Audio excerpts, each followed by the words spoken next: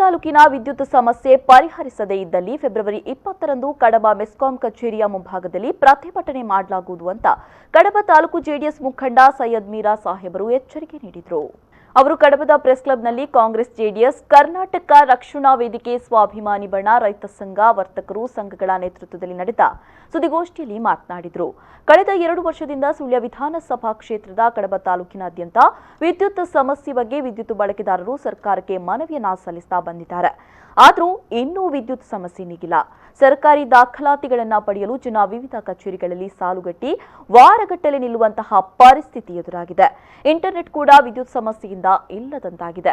ಈ ಘಟನೆಗಳಿಂದ ಬೇಸತ್ತ ಸಾರ್ವಜನಿಕರನ್ನ ಸಂಘ ಸಂಸ್ಥೆಗಳನ್ನು ಒಗ್ಗೂಡಿಸಿ ಫೆಬ್ರವರಿ 20ರಂದು ಬೃಹತ್ ಪ್ರತಿಭಟನೆ ಮಾಡಲಾಗುವುದು ಅಂತ ಹೇಳಿದರು. ಅಲಂಕಾರ ಸಬ್ ಸ್ಟೇಷನ್ಗೆ ಪಾಪ ಊರಿನವರು ಪಂಚಾಯತ್ನವರು ಜಮೀನು ಕೊಟ್ಟು ಈಗಾಗಲೇ 2.25 ವರ್ಷ ಆಯಿತು. ಇನ್ನೂ ಅದರಲ್ಲಿ ಕೆಲಸ ಪ್ರಾರಂಭ ಮಾಡಿಲ್ಲ. ಅದಕ್ಕೂ ಕೂಡ ಅನುದಾನ ಬಂದಿದೆ, ಆದೇಶ ಕೂಡ ಆಗಿದೆ. ಅದರ ನಂತರ ಕಡಬ ಸಬ್ ಸ್ಟೇಷನ್ಗೆ ಕೂಡ ಹೆಚ್ಚಿನ ಟ್ರಾನ್ಸ್ಫಾರ್ಮರ್ಗೆ ಅದಕ್ಕೂ ಒಂದು 4 ಕೋಟಿ ಬಂದಿದೆ.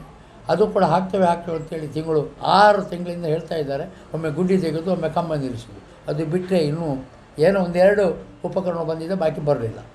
ಅಂತೂ ಇಂತೂ ನಮಗೆ ಇಲ್ಲಿ ವಿದ್ಯುತ್ತು ಅಭಾವ ಆಗಿದೆ.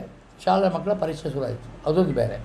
ಎರಡನೇದಾಗಿ ರೈತರ ಪಂಪ್ ಸೆಟ್ಟು ವಾರಕ್ಕೆ 3 ದಿನ ಇವರು ಪೇಪರ್ನಲ್ಲಿ ಕೊಟ್ಟು 3 ದಿನ ಕರೆಂಟ್ ಇದೆ ಅಂತ 3 ದಿನ ಪೇಪರ್ನಲ್ಲಿ ಕೊಡದೆ ತೆಗೆಯೋದು, 3 ದಿನ ಹೇಳಿಕೆ ಕೊಟ್ಟು ತೆಗೆಯೋದು, 3 ದಿನ ಪೇಪರ್ನಲ್ಲಿ ಕೊಡದೆ ತೆಗೆಯೋದು, ಮತ್ತು ಕೊಟ್ಟ ದಿನ ಅರ್ಧ ಗಂಟೆಗೊಮ್ಮೆ ಕರೆಂಟ್ ಹೋಗೋದು.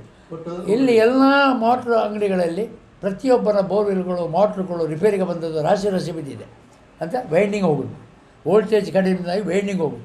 ಹಾಗೆ ರೈತರಿಗೆ ಏನಾಗಿದೆ, ಒಂದು ಕಡೆಯಿಂದ ಗದ್ದೆಗೂ ತೋಟ ಇಲ್ಲ, ನೀರಿಲ್ಲ, ಒಂದು ಕಡೆಯಿಂದ ತೋಟಕ್ಕೂ ನೀರಿಲ್ಲ, ಒಂದು ಕಡೆಯಿಂದ ತೆಂಗಿಗೂ ನೀರಿಲ್ಲ, ಕೃಷಿ ಯಾವುದಕ್ಕೂ ಇಲ್ಲ. ಒಂದಾಗಿ ಎರಡನೇದಾಗಿ ಪಂಪ್ ಸೆಟ್ ಹೊತ್ತಿ ಹೋಗುದು. ಒಂದು ಪಂಪ್ ಸೆಟ್ ರಿಪೇರಿ ಮಾಡಿ ತೊಗೊಂಡೋಗ್ಬೋದು ಅಂತ ಹೇಳಿದರೆ ಆ ಕೈಗಾರಿಕೆ ಏನು ಇಂಡಸ್ಟ್ರೀಸ್ ಇದೆ ಅವರಿಗೆ ಕರೆಂಟ್ ಇಲ್ಲ.